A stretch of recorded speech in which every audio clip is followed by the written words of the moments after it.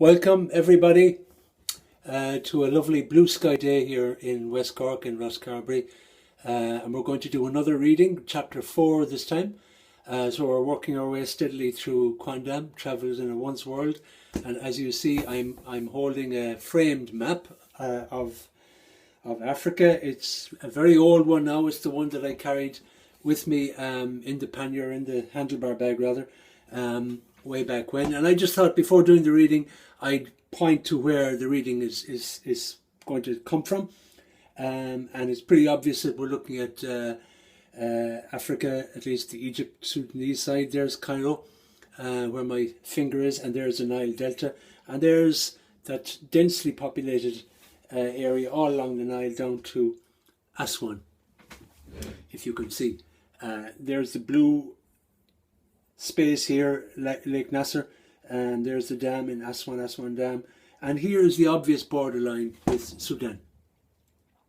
So crossing the border, Wadi Halfa, and the reading we're about to dive into happens just south of Dungala. There's a village, Kankalab, which is a very, very tiny, it's not even marked on the map, which is down there, and all this yellow obviously is desert, either side of the Nile.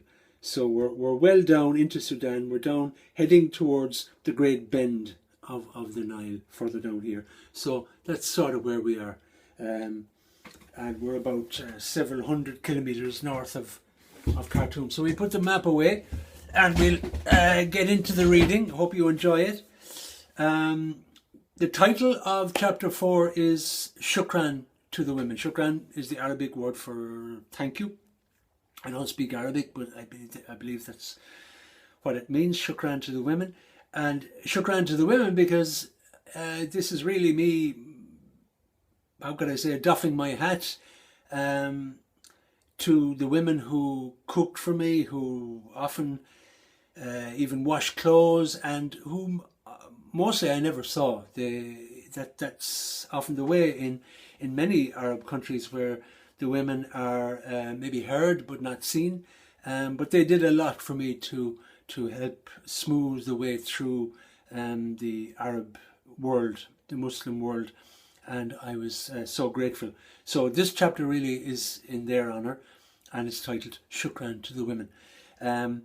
The actual reading recounts one night late. I'm pushing the bike through a very sandy section, no village around, and there's a couple of houses to my left near the riverbank, and this is what happens. I'm heading towards what I see is a minaret about 2 kilometers distant. There's a little green light on top of the minaret. It's like a lighthouse, and that's where I'm heading to, and this is what happens. So chapter 4, Shukran to the Women.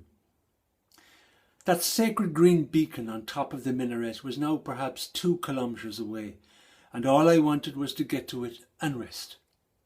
But then, as if some god or Allah Almighty decided to piss on my progress, a sound came. A sound that every cyclist hates but knows so well. It came hissing like a snake in the desert grass. The rear tube had had enough. Torch batteries were too feeble to fumble around in a pitch-black repair mode, and my candle was no match for the light breeze. What to do came quick. A few hundred meters of dragging beats a few thousand any day, so I let my green beacon go and took off perpendicular to the track, straight for those nearest homestead lights. I prayed the Kankalab dogs, if there were any, were sound asleep. What goes through the mind as you push a bike across the sand at night towards unsuspecting homes? Not much really, bar thoughts of what kind of reception might be in store. Trudging towards the light, I recalled one night coming off a mountain in the wrong place. Going to a farmhouse to ask permission to pass through their yard, then being asked in for tea. And several hours later being driven to where I needed to be on a full stomach. That was Ireland. But people are people everywhere, even if you do knock on their door after dark, lost or in need. Whoever opens will see in an instant who and what you are, if you are true or threat. In that mile-long stretch of river, there were just 3 homes looming before me, and they had no idea someone was closing in on one of their rear doors. Which would I go for? An opening to an enclosed courtyard showed itself, and as I pushed the bike through, a crouching toddler stood up in shock. He ran screaming through an inner gate. It clattered closed. "Bollocks," I blurted. Just what I didn't want to happen. At the second home, a boy of about 9 squatted by a canoon, or a stove, stoking the charcoal. I made sure I did not shock him also, so I coughed my presence, and in my best Arabic uttered "Masa al-Kir," good evening. Surprise could hardly do justice to his reaction, but at least he didn't run or scream. I wanted to say something like, "Would you be so kind as to go into your home like a good boy and tell your daddy I'd like to talk with him, please? Thank you very much. Off you go now, good lad." Then, in my perfectly ordered imagination, I would politely wait for Dad to come and explain my simple needs. Naturally, he'd completely understand and say, "Yes, of course, mister. Make your camp over there and I'll bring you water, hot milk and a fresh boiled egg."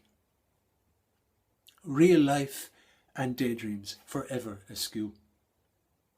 Instead of Dad, 2 women came, grandmother and mother, with children peering from behind their tubes, while following hotly, though feebly behind, came Grandad with his walking stick. Oh God, I thought, I've shaken up a whole family here. I should have stayed out in the desert. Yet within the hour and within the confines of their sandy yard, I had made camp where directed, had a hot bowl of full beans on my lap, and made no more fuss than a stray dog with a bone.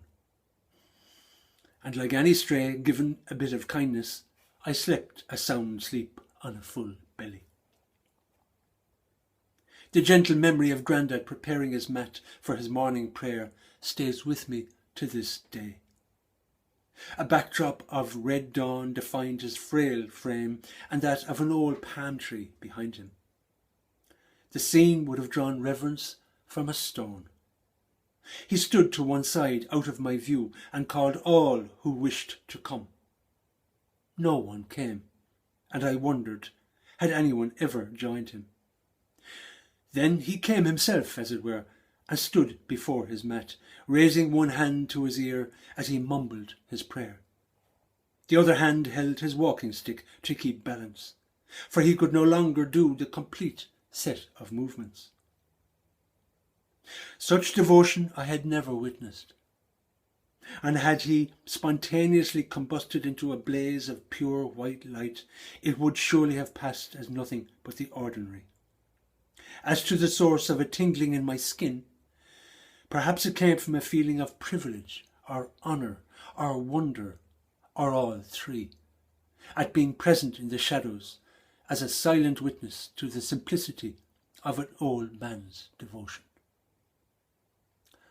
From Chapter 4, Shukran to the Women. Hopefully you'll be listening again as we do Chapter 5 shortly. And with that, I wish you a great day and we'll see you again. Thank you for listening.